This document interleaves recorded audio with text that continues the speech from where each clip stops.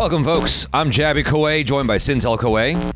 What's cracking, baby? I thought this could be an interesting video for us to do together. There's an article from The Direct that was very interesting. Marvel star claims executives are more comfortable casting white villains. This is Kumail Nanjiani. When I first saw this, I kind of just laughed. I was like, whatever, dude. I rolled my eyes a little bit, but then I took the time to really map out all the villains of every single installment in the MCU, and I was like, holy shit. He's right. I don't know. What do you want to start with, Sintel? Do you want to start with the article, or do you want to start with going down the list of villains? Well, the only two black ones I can think of are Killmonger and Kang, so I think you're right. Okay, let's start with the article a little bit. We'll go back and forth. Kumail Nanjiani believes that it's harder to be cast as a villain if you're not white. The Pakistani-American actor who made his MCU debut as Kingo in 2021's Eternals did secure a nefarious role in the Hulu miniseries Welcome to Chippendales. But according to him, he's less likely to be cast as a villain than his white Marvel counterparts. In an interview with Esquire, Kumail Nanjiani explained why executives are uncomfortable casting non-white villains, saying, "I think that Hollywood now, even though they're trying to be more diverse, is still weird. It seems that efforts for diversity and representation have led to studios to steer clear of casting people of color in antagonistic roles, fearing how that may be perceived." Do you remember a time when minorities were just the bad guys? Yeah, it's called all of the 80s and 90s. When we're talking about like non-superhero kind of like villains, like anytime like an elite special ops groups goes overseas, it's always somebody brown or black. But now that we become a little bit more culturally sensitive and aware regarding how things are seen, I can totally see how Marvel will be like, well, we're not gonna go that route. And maybe they've probably overcorrected. Now you can't get cast as a bad guy. Like, what's up? What do you people want? You don't want to be bad guys anymore. You want to be the heroes. You're making the heroes. Now you want to be the bad guys. What? I'm just a white guy trying to make money. You know what? Until you brought it up, I probably wouldn't have been a concern for me. But now that I'm thinking about it, I'm like, We had two guys kiss in Eternals. What more do you want? I could see the struggle of the white man at the studio, just trying to make it work somehow, just trying to please the people. All right, let's run down this list real quick. Iron Man, Obadiah Stane, played by Jeff Bridges. Iron Man 2, Ivan Vanko, played by Mickey Rourke. Iron Man 3, Aldrich Killian, played by Guy Pearce. Captain America, Red Skull, played by Hugo Weaving. Captain America 2, Bucky Barnes, played by Sebastian Stane. Alexander Pierce, played by Robert Redford. Captain America 3 is Baron Zemo, played by Daniel Bruhl. I don't know if that's how you say his name. He's a Spanish actor. He looks Caucasian, but he's Spanish. So there's one. Thor the Destroyer was a CGI character. I don't even remember that. It's been so long since I watched Thor. Thor 2, Malekith, I think that's how you say it, was played by Christopher Eccleston. Thor 3, Hela, played by Cate Blanchett. Thor 4, Gore the God Butcher, Christian Bale. Dude, like, I was making this list, I was like, holy crap, Nanjiani is right. Guardians of the Galaxy, Ronan the Accuser, played by Lee Pace. Guardians of the Galaxy 2, Ego, played by Kurt Russell. Guardians of the Galaxy 3 is gonna feature Chukwudi Iwuji, who's from Peacemaker. He's the alien head of the cop department thing. Oh, yeah. Okay, right. He's black. You gotta win, okay, Sintel? And you get to be a bad guy. All right, now calm down.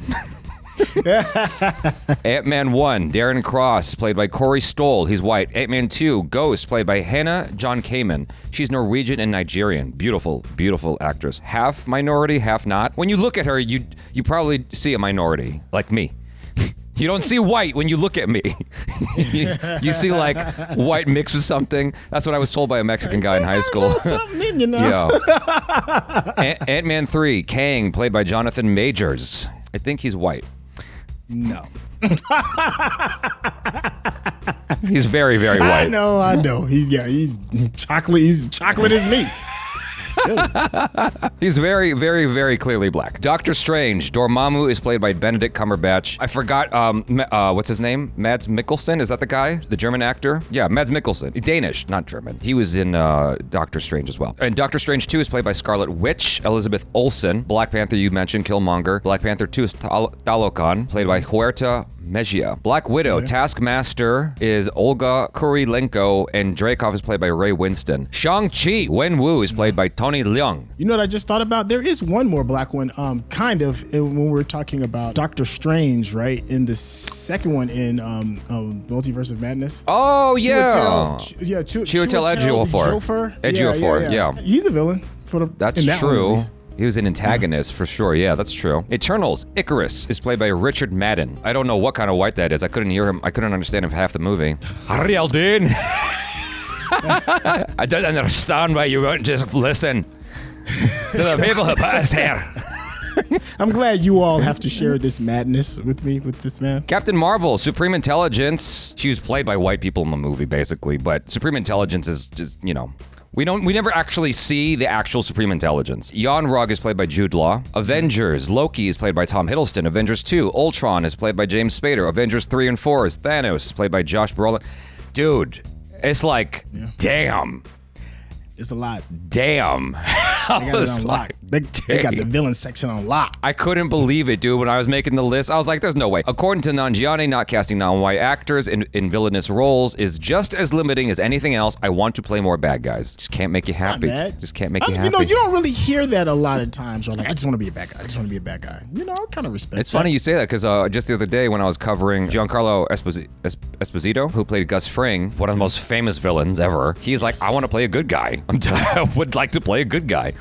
Yeah, because that's all he plays is bad guys. Right. In almost everything. Yeah. I mean, you can count the number of good guys he plays on one hand in his whole career. The actor went on to discuss how his fellow MCU star Sebastian Stane has easily been able to play both heroes and villains in his career. In referencing the Falcon and Winter Soldier star's recent serial killer role in Fresh, Nanjiani claimed, he does these big Marvel movies and then he'll play a psychopath. I was told that it's going to be hard because people don't want to cast non-white people as bad guys. Kumail, Nanjiani's point is one that needs to be revisited and discussed on an industry-wide scale. While studios appear to have good intentions, the efforts are leaving actors of color with the same problem they had before, limits due to skin color. Y'all want all the roles? You gotta leave something for the white people. Jeez. So selfish. Want to be the good guy, the bad guy, the romantic lead, and the hero. What do white people get to do at the end of the day? Everything. Yeah. That's the answer to that. Back in college, I remember watching this black kid do a monologue. We had to do monologues for our final for Theater 101. This black kid did an interesting monologue talking about how he saw that there was like a black club and an Asian club and then like Mexican club and whatever, like all these different ethnicities, and he has no place for himself. There's no white club. First off, that's an interesting monologue to exist. Second, it's very interesting that a black kid is doing this monologue and that's the choice he made. Thirdly, that's the choice he made. The conversation's wildly different now. I'm just looking at it from a place of empathy, right? Because obviously I'm not full Caucasian, but I observe what's going on, and it's like there does seem to be an emphasis on like Black History Month, Asian History Month, and all this different stuff. And as a white kid, you're just like, you're not able to see that you are emphasized in every other possible way. You know what I mean? Like you're not really. No, I don't know. You don't get what I mean? No, because every day is white day. Right, but as a kid, moment. No, as a grown up, you can see that, but as a kid, you can't. Yeah. That's all I'm saying. How can you not as a kid? Like everything. Like you wake up. The country's yours, the world's yours. Because as a kid, I don't even think you're thinking about ethnicity until it's being kind of thrown at you. This is a good debate. This is a very good debate. And I certainly I like your perspective.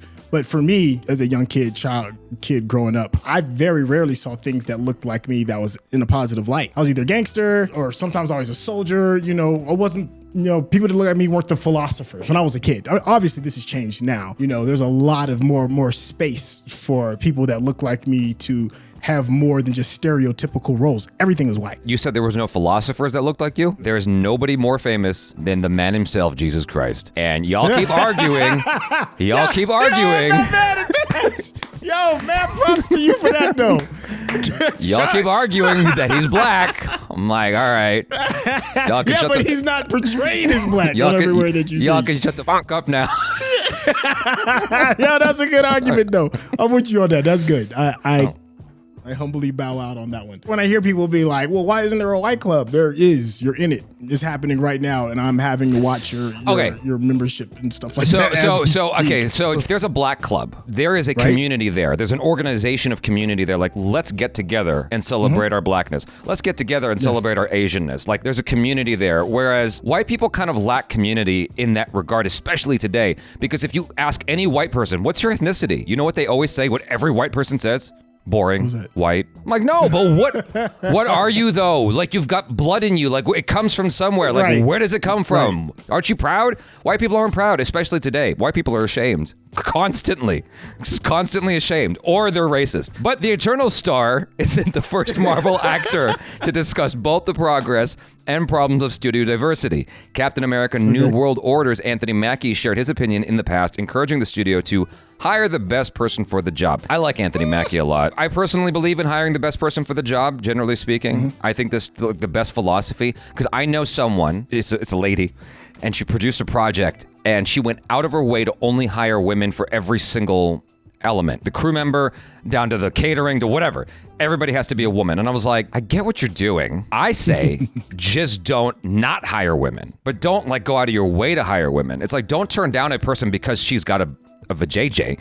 I have to be careful because YouTube's funky. So don't go out of your way. Just be open-minded. It's okay if they're a minority. It's okay if they're a lady. That should not disqualify them, but that should not overqualify them either. That's my perspective. I can see your perspective. I can also kind of see hers as well, because there's such limited opportunities for women in a lot of spaces. Yeah. That you kind of have to overcorrect. I think that's what happens a lot of times with any kind of group, be it religious, sexual group, racial group, or whatever it is. There's a lot of times where there's an overcorrection, and it's like, okay, dial it back just a little bit. Yeah. But that overcorrection is the statement that needs to be said in order to draw attention that, we need to facilitate more opportunities for whatever subgroup that you're currently in. Sure, I get what you're saying. I just hold steadfast that we should just hire the best person for the job. And it just so happens all the best people for the job are white. That's all. Listen to you. Look, and there lies the problem. I think people have that idea in the philosophy of like, I should hire the best person. But the thing is, people typically hire and surround themselves with either something that looks like them or something that they're comfortable around. That's just how it works. That's how nepotism kind of works. You're familiar with family, so you're going to hire family. And if you're uncomfortable with a certain type of group, it doesn't matter how qualified they are, you're going to kind of like stay clear from it, and you end up hiring the same thing over and over again, which is, a lot of times just white men for a lot of different type of projects. Because whoever it is that's doing the hiring, that's what they're comfortable with. They don't have to like butt heads with ideology or conflict or this, that, and the third. It's the easy way. I don't think, and I could be wrong, I don't think people are just like villainous and be like, I'm only going to hire white people. I don't typically think it goes down like that. Yeah. It's just, I'm only going to typically hire people that I'm comfortable with. Right. And that just happens to be your own people. Since both actors feel that some problems remain while others have emerged, this won't be the last time audiences hear about this topic from an MCU star. However, it's worth noting that Marvel Studios has cast non-white villains in the past and is continuing to do so in Phase 5. In addition to Tony Leung's Wenwu in Shang-Chi and The Legend of the Ten Rings, and Michael B. Jordan's Eric Killmonger in Black Panther, Jonathan Majors has been positioned as the MCU's next big bad, Kang the Conqueror. Given Marvel Studios' influence with audiences and the box office, perhaps Majors as Kang will lead to broader casting